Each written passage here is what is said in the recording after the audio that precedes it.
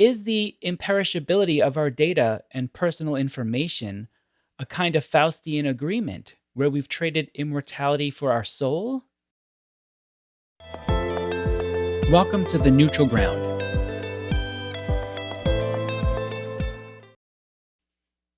Algorithms are working all around us in ways that we might not always be cognizant of. For example, it was an algorithm that likely brought you here with us today on neutral ground. I'm grateful for that. In fact, algorithms take us to many places we otherwise might not have known existed. They curate our likes and dislikes so that we don't have to spend so much time looking through the endless supply of content on streaming services and media platforms.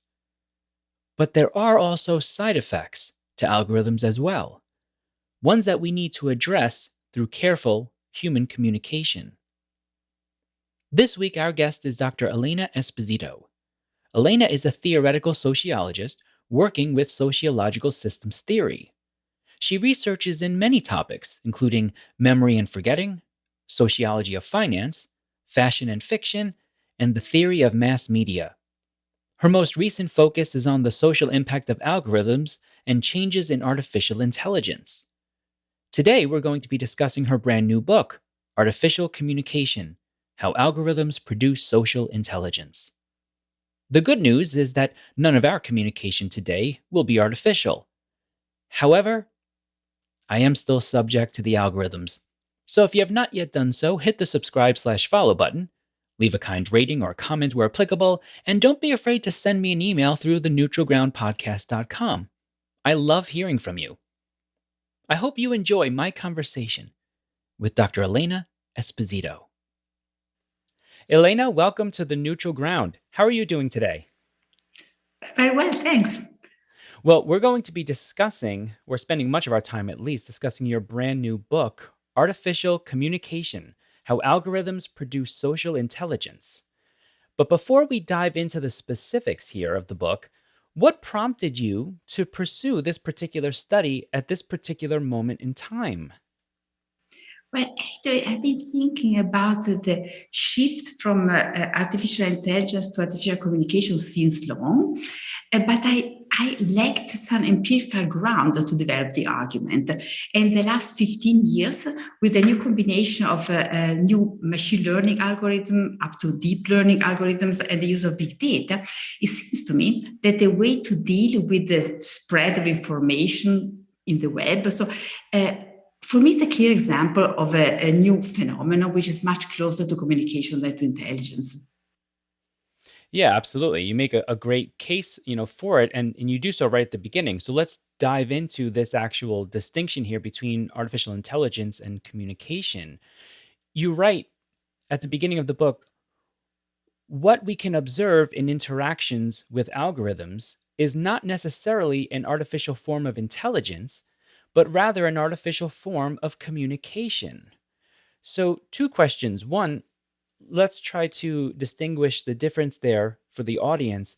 But also, I'd like to ask, isn't the ability to communicate, even for an algorithm, a sign of intelligence? Why separate the two? Yeah, that's an innovative aspect of what you're observing now. That's also highly disputed in people studying communication, because we are used to think that the ability to participate in communication requires intelligence, which actually is the case by human beings. And then there are debates about, are animals, do I communicate with my dog? How intelligent is my dog? But the idea that, intelligence is required to be able to be a communication partner. But I refer to a slightly different understanding of communication. That, of course, in our cases, communication requires intelligence, but successful communication doesn't imply any sharing of thoughts or even information between human beings or between the participants of the communication. What the information spread in communication is separate from the thoughts of the participating human beings, or in this case, possibly algorithms. And that's a shift that allows us to think about a new form of communication. I mean, for example, if our communication works now, if it's successful, it's not because you get in your mind my thoughts.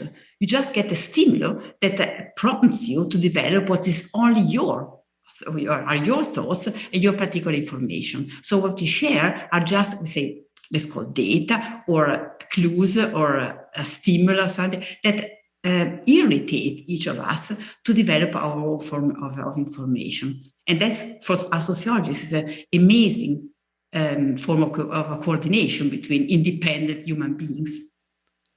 I love that word that you use, that it irritates us to develop, right? That we have to work with each other. We often take that for granted in communication, how much work is actually involved to make sure that we can access spaces in our own mind to be able to connect with the other person. Now, I found myself agreeing with you quite a bit in this book, but specifically in the first chapter, where you talk about whether or not we can even classify our interactions with algorithms as communication. If we're not actually entering into, and I think we sort of just started talking about this, if we're not actually interacting with another mind, something that has to put in that kind of work that we were just talking about. But I want to connect this with, you use Nicholas Luhmann in this chapter, and you put forth the case through Luhmann that we need to think of communication beginning with the not beginning with the speaker, but actually, in fact, beginning with the listener. Why is this an important distinction when discussing algorithms and artificial intelligence and/or communication? Yeah, I actually very much refer to Niklas Luhmann, and I think that is a very powerful shift now in also independent algorithms in understanding communication, because almost all actually theories of communication use the classical model. The reference was Shannon and Weaver, that you have a source channel and something going through this channel, and coding at the beginning, decoding at the end, and the communication was the better, the more there was the identity of the information at the source coincides with what the receiver gets at the end. That we also call the sort of hydraulical model of communication, that something goes to the channel and should be arriving as preserved as possible at the end. And so Luhmann, I'm starting to think that's actually a completely implausible model, because in communication, there are nothing that moves from one person to the other. First, for the simple idea that the source doesn't lose anything. There's nothing that moves from there. It's not at the source anymore, but that's sort of trivial. But most seriously, because what the receiver gets is never the thought or something that's identical in the source. It's actually something different, because as we said, there's an irritation that each of us produce a different form of information that is related to our history, to our approach, to our interest, and so on, which is, well, some people find this sort of depressing, that there's no shared thoughts. I find this rather exciting, because it means that every communication is an unending exploration, discovery of a completely, or a contact, not discovery, a contact with a completely different way of understanding things and developing thoughts. It's an unending horizon of exploration, in a sense. And well, that's a background. And but I think that's in the case of algorithms is particularly, oh, sorry, is particularly appropriate as a concept, because it doesn't require us to assume that algorithms themselves have thoughts. They have intelligence. That since that there's no information shared, but just data, just stimuli, then in principle, of course, there's a lot of complexity in such a modern idea of communication. But in principle, we can think about communication also with the entities that don't think themselves. They are not themselves intelligent, because that's not required. It's not required that on the side of the receiver, there's a stimulus which is processed as information, which requires quite a lot of complexity, but not an ontological hurdle. Yeah, and I think most people listening could easily access your point through anytime we've had to deal with an algorithm with for a customer service, let's say, for a question.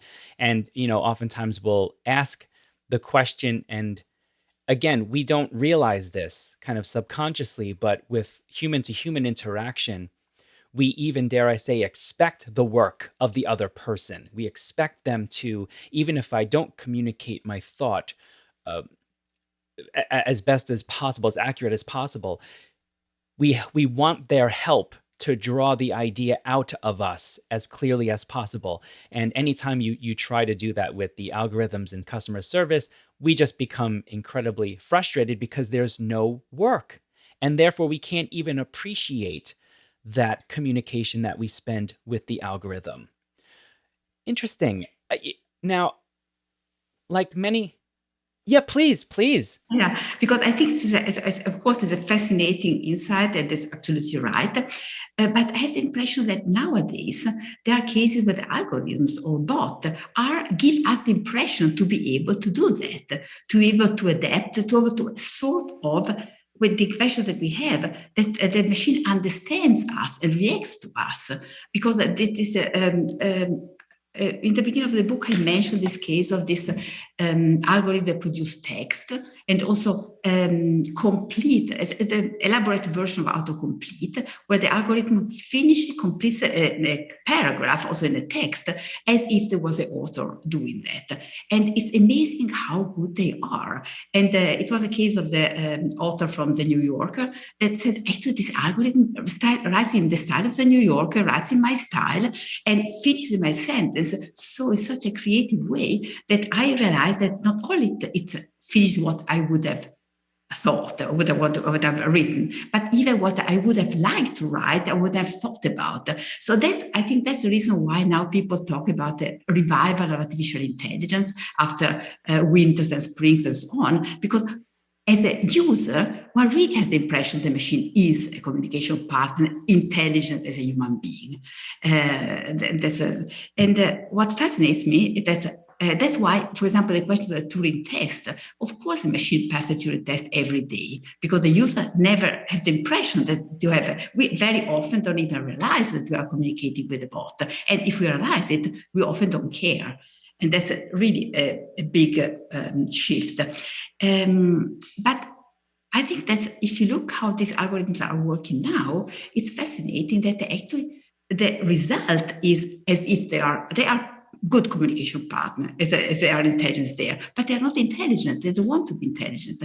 They produce this result not because they actually understand us or try to understand us, but because they work with this huge amount of data that they have with the patterns in the data, with the pattern that we as users put in the data on the web to produce something that works as intelligent.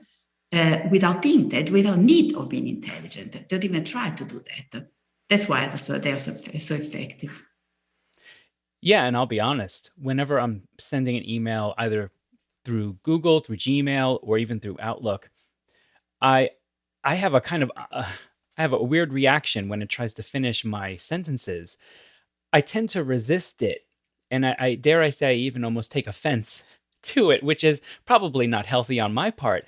But what I walk away with whenever I see them trying to finish my sentences is just how boring of a communicator I am in these emails, because I look at it in the light gray, finishing my sentences, and I kind of go, wait a minute, that's what it thinks of me.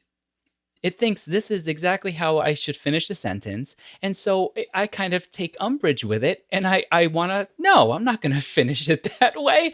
It's a very kind of silly resistance to this artificial intelligence push to try to be able to mimic communication, because I do value the work. I value communication. I tend to, my thoughts tend to come across muddy at times, but I guess maybe that's why I tend to resist it so much, is I kind of like the muddiness of the work that we have to put in together.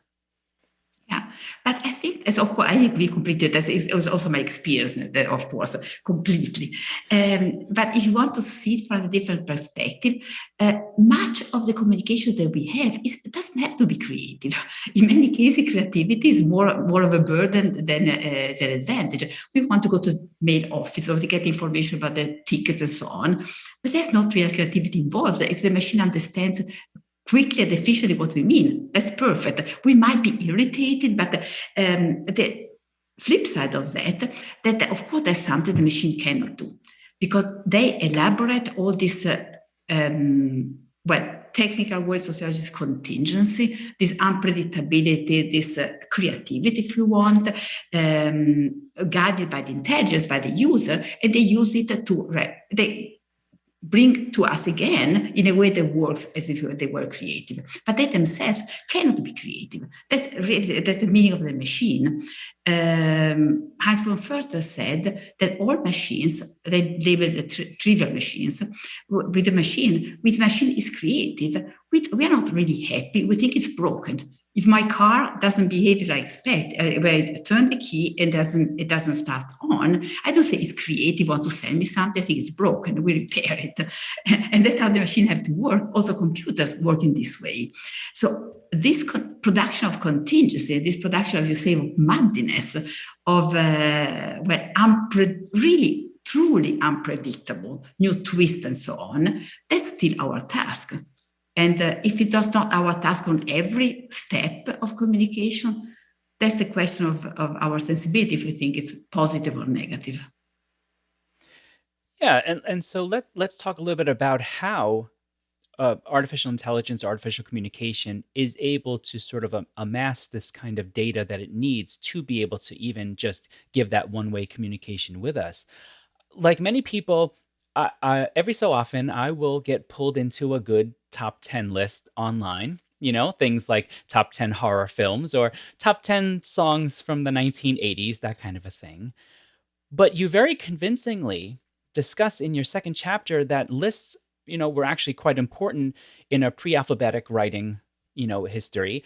But, because they're able to manage information that doesn't require abstract thinking.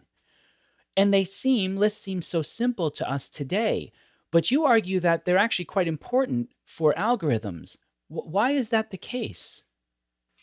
Well, the starting point is simply the fact that also people me myself, I cannot write code myself, but people working really in computer science tell me algorithm actually are in algorithm and code, there are lists everywhere. Algorithm, well, commands. Also, there are lists of commands. Google produce list of results and so on. There are lists everywhere. They work with list of data, with list of steps, and produce list as a result. There are lists everywhere. So I was wondering why. And I've also been fascinated by the kind of the worst way of thinking or communicating in pre-alphabetic culture, because actually before the web, the real watershed in our society was the introduction of writing, and especially alphabetic writing, but also forms of writing like Mesopotamic writing that were completely different from ours, but were very, very important for ordering things, for develop a more complex form of thought, and so on. And the idea, which is quite widespread in the field, that in order to have really abstraction, as Greek philosophy and so on, for many reasons, alphabetic writing is required. But before that, the people, of course, were intelligent, were very complex operations, but in a different way.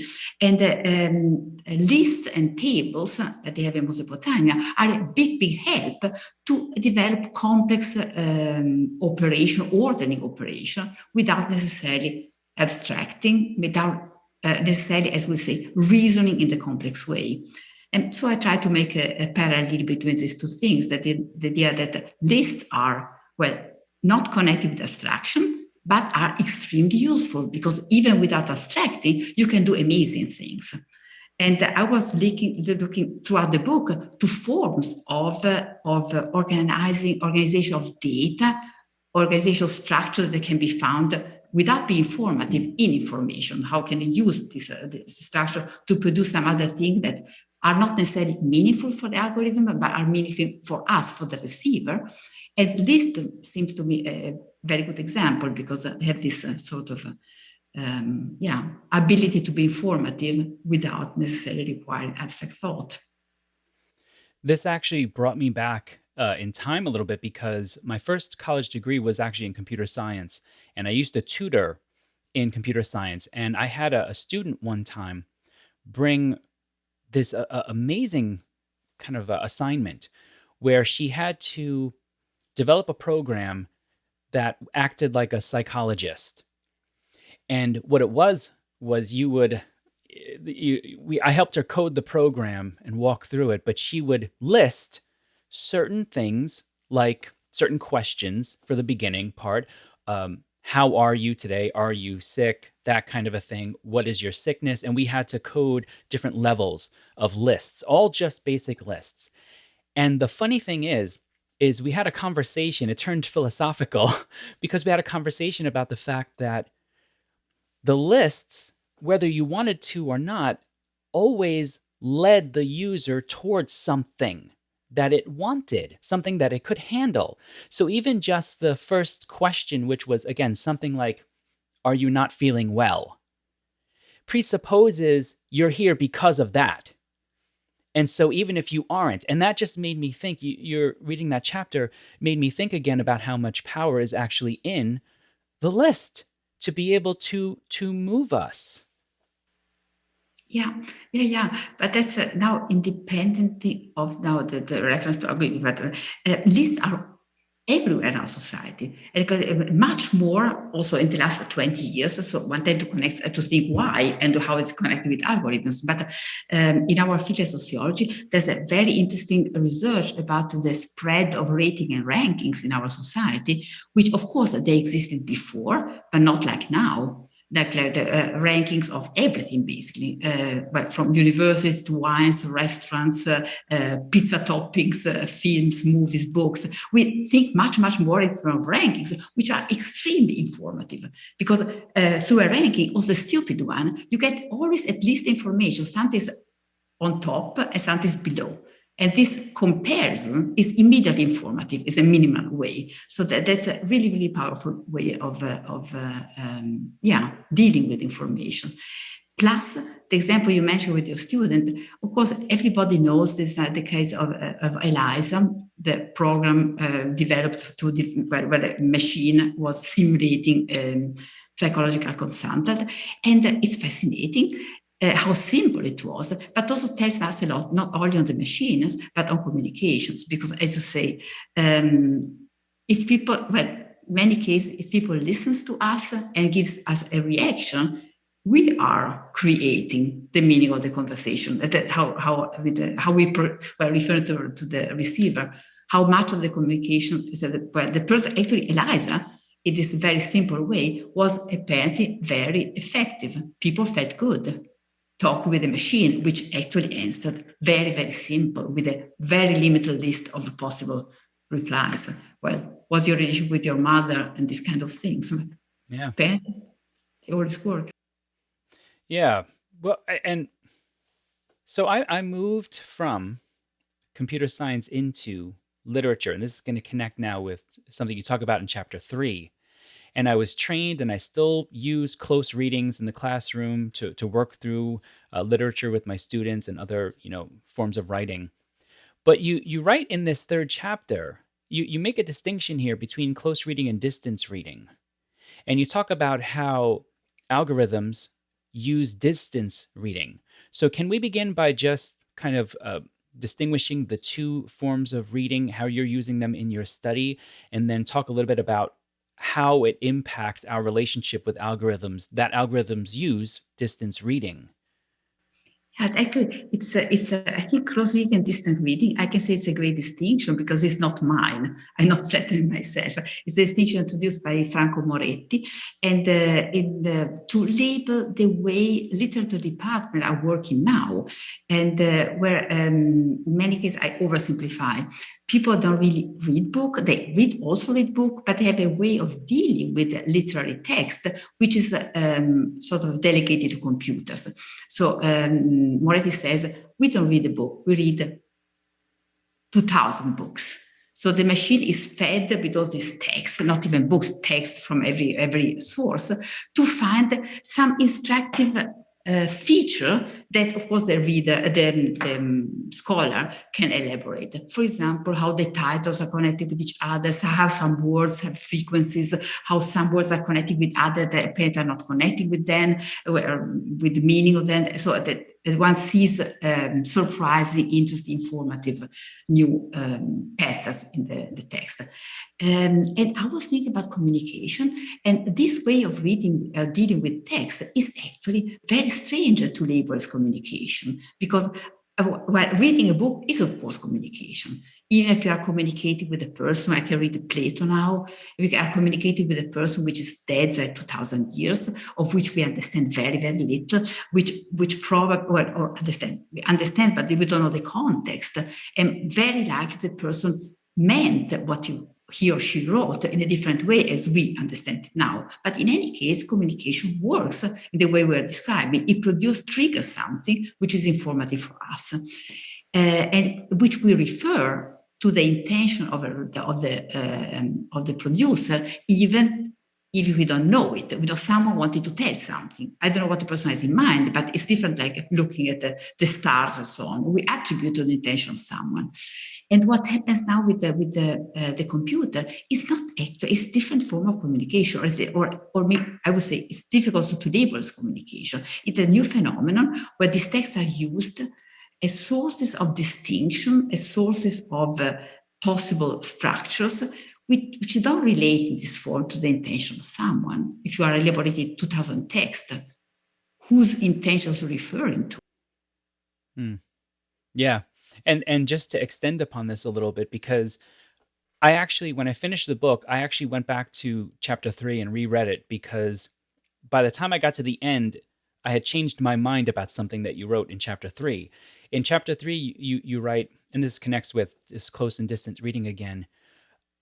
You say, algorithmic reading is, first of all, distanced from reading the canon, from close reading. Now, in terms of the discussion of canon, my original thought when I read that the first time was, well, wait a minute, this might be a good thing, because, we tend to cement certain people, even in sociology or in my field, early American lit, in that field, Herman Melville tends to be cemented as part of the early American literature canon.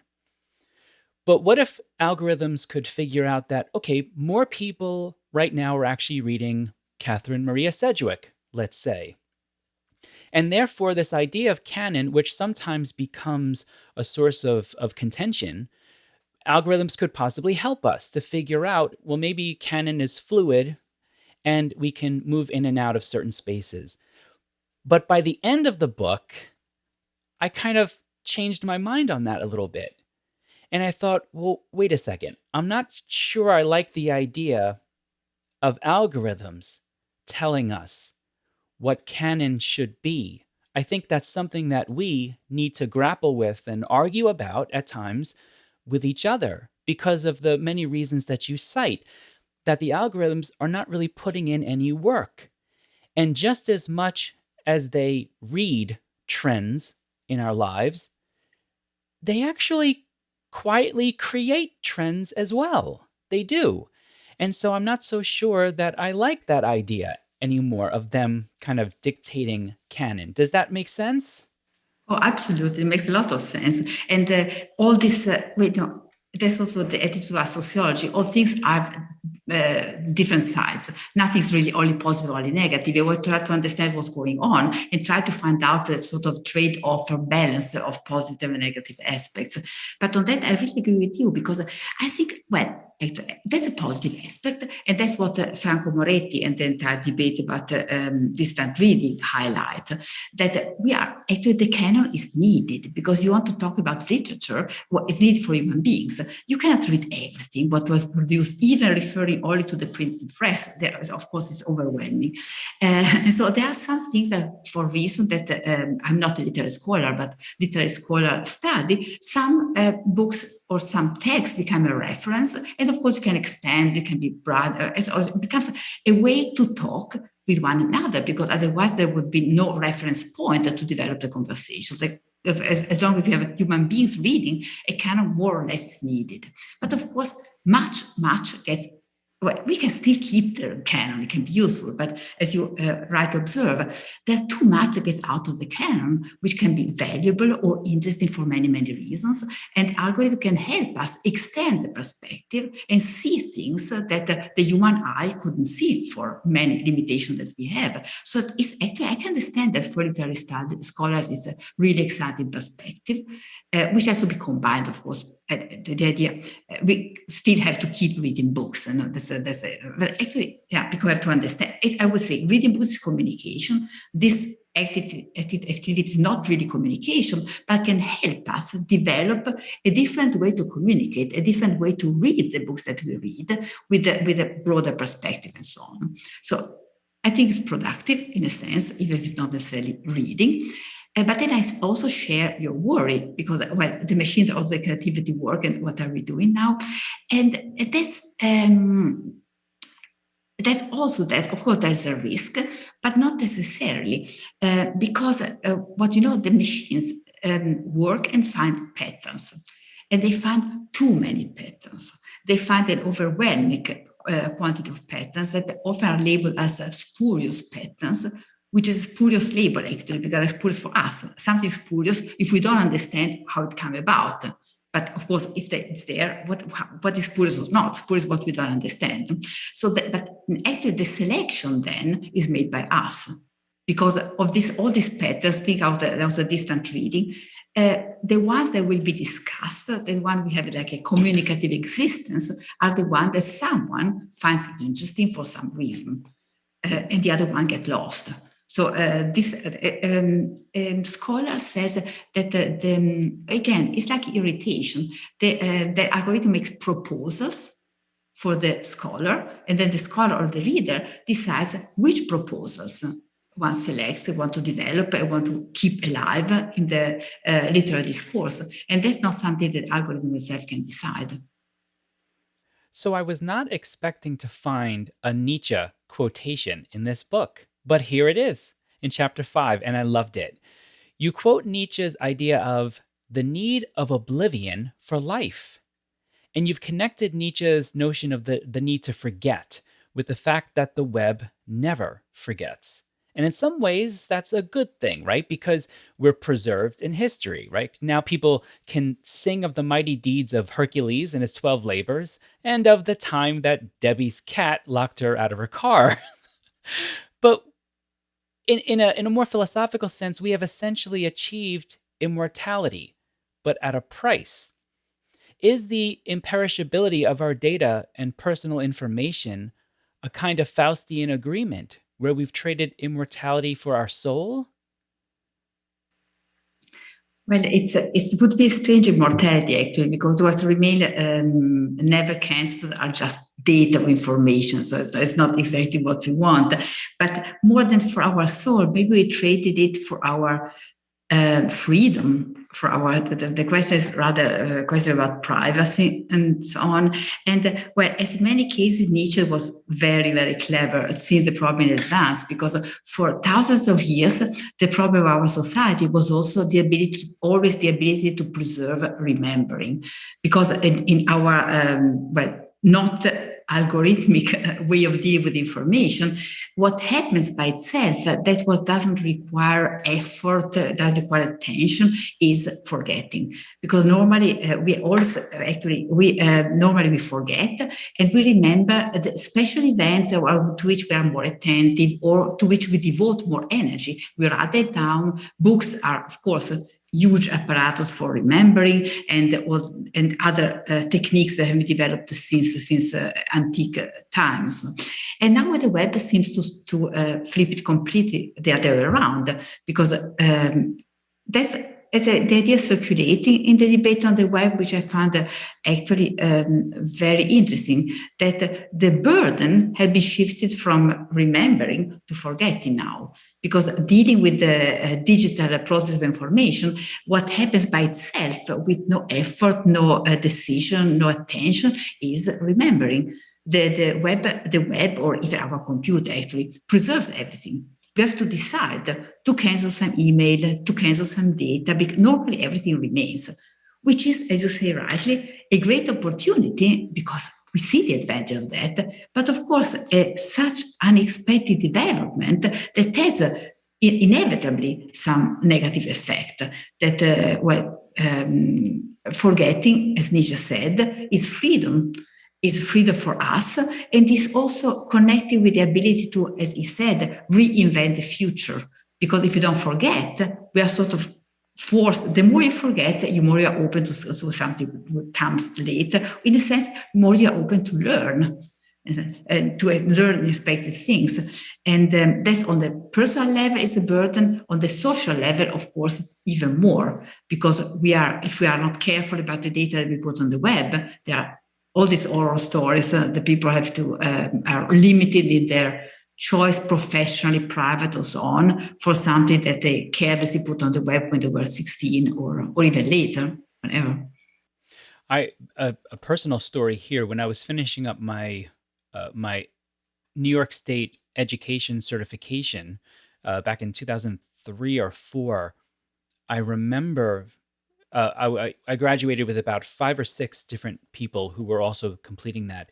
And one of my colleagues then went for a job interview. And at the interview, and this was again back in 2004 or 5 even, at the job interview, they pulled up her, I guess back in the day it would have been like a MySpace account or something with pictures. And they showed her a picture of herself with some kind of bottle of alcohol or something in her hand.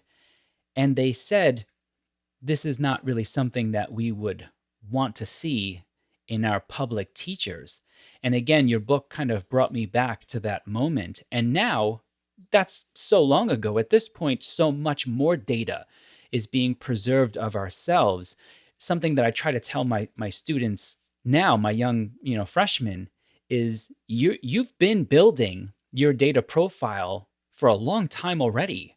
You have to be very careful about what you put up there because, like you said, we lose a little bit of our ability to invent the future. It's very difficult today to escape the past. Yeah. Yeah, and but also if you think about it, the usual approach to that is extremely restrictive also to our freedom because, everybody makes mistakes. Everybody does things, or not even mistakes, simply changes his mind, chooses another course of life because experimentation is very important for young people and always. And the attitude that we rightly tend to transmit it to everyone, say, be careful, be careful. It actually we don't want always to be careful, actually. A little carelessness is also, we said, creativeness, experimenting, develop, also finding out what we really want to do. And here I think that I was fascinated by the fact that shifting, again, my focus attention from intelligence to communication allows you to see something different because the general strategy we have in these cases, which of course is meaningful, is avoid doing things on the web. Avoid, and then if you put them there, try to erase them. With ways like cancel them somehow and so on. And on the web, it simply doesn't work. Even the debate on the right to forgotten shows that it's sort of difficult. No? And what fascinated me are some alternative strategies that are coming now when people have to care for the reputation on the web. If you think about how the algorithm works, that work different from our memory, or from our mind, that they don't forget, they remember rather. They develop strategy which seems to be very clever and much more effective to care for our reputation on the web. Not trying to forget what you don't want to have and try to hide it, but rather multiply the data on the web, so produce a sort of equivalence of forgetting that makes the data impossible to reach anymore. If, for example, if your reputation, there's something in your reputation that you want to be found on the web, that you want to be found, it's almost impossible to hide it, to cancel it, because if you cancel it, that's a well-known paradox of forgetting. If you want to forget something by erasing, if you have a technique for forgetting, the first thing you increase is remembering, because you have to focus on this content and then erase it. And that increases, of course, remembering on the web with the attention for the mass media and so on, even more. But the alternative strategies produce a mass of other information referring to you, which is positive or neutral or irrelevant. So if one Googles you and wanted to find your profile, this negative content gets lost in a mass of other content that goes in different directions. And there's something that corresponds to a different way of the algorithm work, and not well. It's a way to exploiting in a positive way the inability of the web to forget or the automatic remember producing data, because the web can produce all this data without being blocked. If we try to do that with our mind, we would be blocked with all these memories that are in many cases irrelevant and not interesting. Yeah, and this, I think this, we're kind of moving toward the end of this. This question here connects really well with what you just said too, because there's an awkward company consumer relationship here as well, right? So we, as human beings, again, we want to have that interaction with someone else who might be able to understand and do the work for why we might need to have something removed in order to move forward. But one of the problems that you highlight in the book is that the immense amount of data that these algorithms are accruing and recognizing in terms of the patterns and stuff like that, the human end users can't even quite figure out or don't even know really what the algorithms are necessarily curating and consuming. And that creates a major problem of communication. Yeah, that's a new development that we are observing right now. Because when I remember when the Web 2.0 was developed, there was a big promise, the personalized web, which allows people to be active, proactive, to overcome the ugly condition of the so-called couch potato. You just sit on the couch and you just get what the television gives to you. To be more active, you can choose. You can even not even choose among many possibilities, but also put your contents on the web and be active and so on. And it was a time where I said that, well, personalization is the triumph of individuality, of the autonomy of the users. Everyone is not mass anymore, is an active individual. And what we are seeing now, it of course is a great opportunity. I always point to the positive and negative side. But what we see now that the way personalization works has nothing to do with our individuals, because the algorithm deal with us, that you get targeted, personalized content different from everyone else, not because they know you and not because you are active. In many cases, you are completely passive, and just the machine works with the data to produce a profile that sort of corresponds to what the machine thinks you are interested in because of the activity of people like you, because of local data, your context, what they did before. But actually, it's not necessarily something that relies on your active intervention, and not even has to do with the machine really knows you. It just creates a pattern around you. Yeah, I have one final question here. For the average person relying on hundreds of algorithms, maybe even more, daily, without even thinking about it, what should we be mindful of, in your opinion, at the end of this study that you've done? What should we be mindful of? You know, it's difficult for me to give a warning on that, because I said that's a sort of professional blindness. We try to solve what happens. Well, maybe as always, the rule is try to keep as many open possibilities as possible, which is very vague. It doesn't mean something, but think how what the way you use technology or other things closes opportunity rather than opening them. And with the algorithm, with many other things, it's not so easy, because the opening and closing are sort of happen at the same time. The web opens to us many possibilities with negative side, and try to find out for each of us what's is more a limitation and more an opportunity. Well, Elena, thank you so much for joining us today. I absolutely recommend everybody read the book. I found it absolutely wonderful and fascinating. Is there anything that you'd like to leave for our audience in terms of any projects you're working on or places where they can learn more about your work? Well, I have a project now that I really like, and I'm developing for a long time perspective. We have a grant for 5 years from the European Research Council about algorithm prediction, because I think that predictions is actually the new perspective. But if we have to deal with machines that are basically intransparent, not understandable, in many cases, instead of understanding, we can use them to predict. And that's what's happening in many fields.